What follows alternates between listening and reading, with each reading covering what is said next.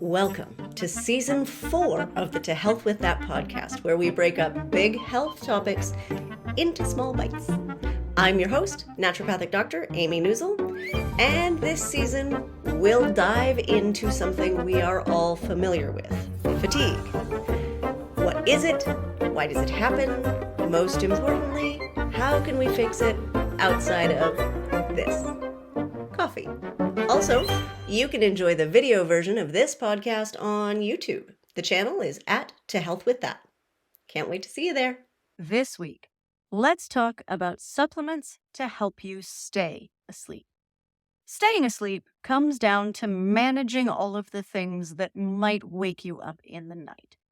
That includes blood sugar, nighttime cortisol spikes, histamine, hormones, and pain. Not to mention dogs, cats, and kids.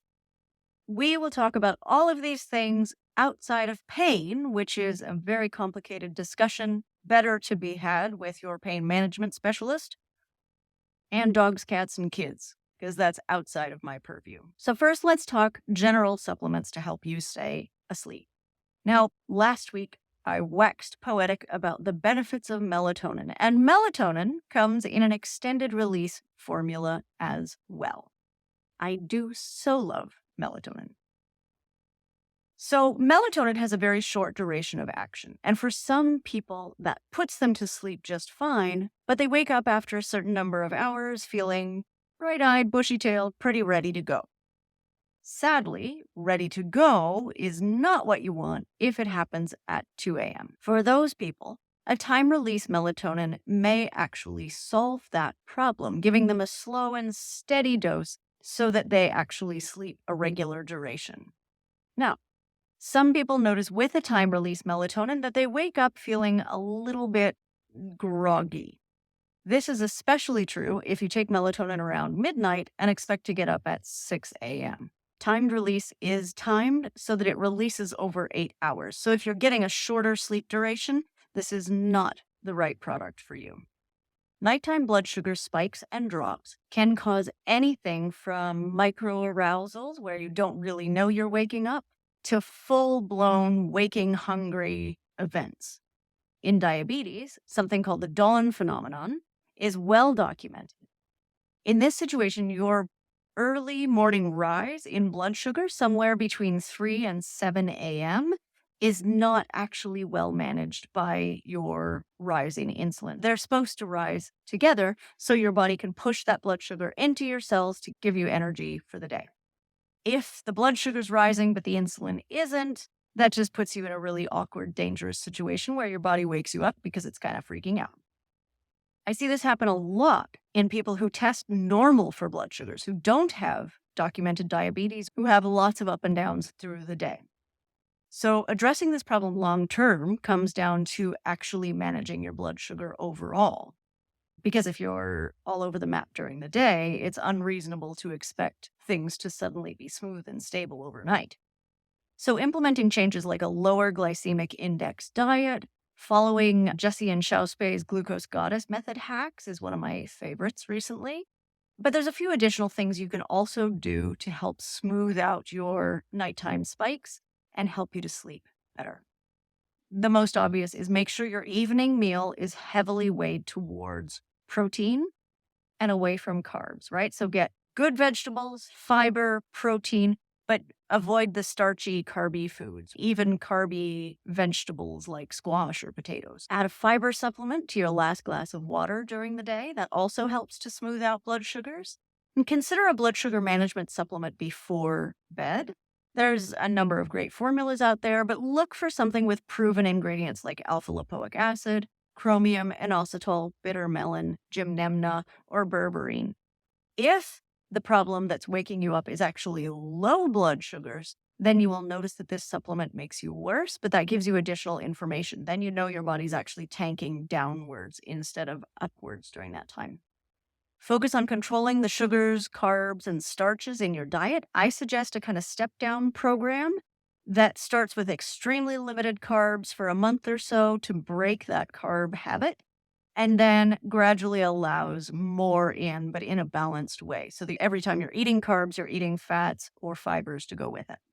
If you've been diagnosed with diabetes and are experiencing this symptom, it could also be a sign that your prescription medication is either inadequate or that your insulin timing and dosing needs to be adjusted. So talk with your doctor about it and see if they can make changes that can help you sleep through the night.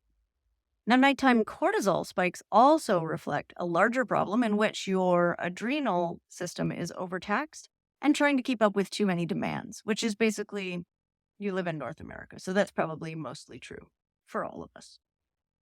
This is called adrenal fatigue, and it's very common because we push all the time to achieve, earn, keep up with the Joneses, and otherwise fulfill unrealistic cultural expectations, myself included. I can't point fingers here. So when this fatigue is in its early stages, what we see are the adrenals eagerly pushing out cortisol around 4 a.m. That's usually the witching hour. They're doing their best to stay ahead of the morning rush, which then causes that early wake up, adds to the sleep loss, and actually ends up making the problem worse in the long term.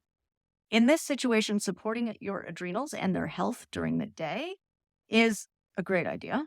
And we're going to dive into that topic more in depth later on this season. Overnight, however, I only really know about one supplement that helps to control those nighttime cortisol spikes. It's called Cortisol Manager from Integrative Therapeutics. Takes a few nights to really kick in and work, and some people say that they do notice that they feel a little bit less energetic during the day, the following day when they take it at night, which makes sense because it's stopping you from doing the big morning adrenaline rush, right? But overall, it's the only one I've seen that actually helps manage this problem without a complete daytime protocol. Just remember, this isn't a protocol by itself, right? You can't take Cortisol Manager and continue to ignore the problem. Well, I mean, you can, but it's not going to serve you in the long term. Now, we've also talked about high histamine at night. If you wake up because of histamine, it usually feels like you're too hot, your mind is racing, and for some people, they get really itchy, skin itchy. Or it's often food and drink dependent, like some nights it happens and some nights it doesn't. And it's more likely to happen on nights when you have a drink of alcohol or eat something higher in histamine like leftovers. If this happens, supplements can help you to take the edge off. But again, making those big diet changes that will help bring down your histamine levels long term is the actual solution. To manage this in the moment, try taking activated charcoal before bed, sometimes a DAO enzyme, which helps you to break down histamines in food specifically, with that last meal of the day will help. Also, ixnay on the ink stray, or in plain English, stop with the alcohol, right?